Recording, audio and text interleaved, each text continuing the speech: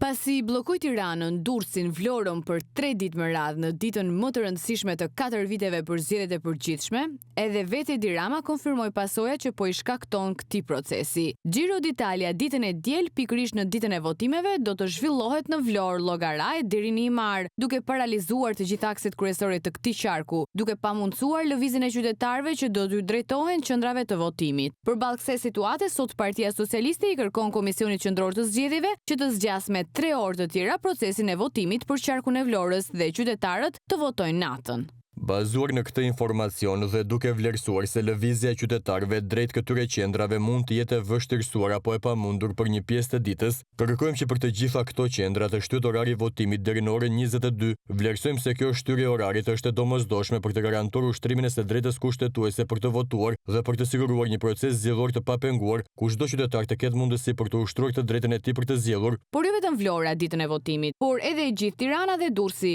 futen në kolaps lëvizjeje për shkak të këtij aktiviteti. Kjo ka irrituar qytetarët e Tiranës, të cilët në këto 2 ditë kanë pasur të pamundur lëvizjen në çdo aks rrugor të kryeqytetit.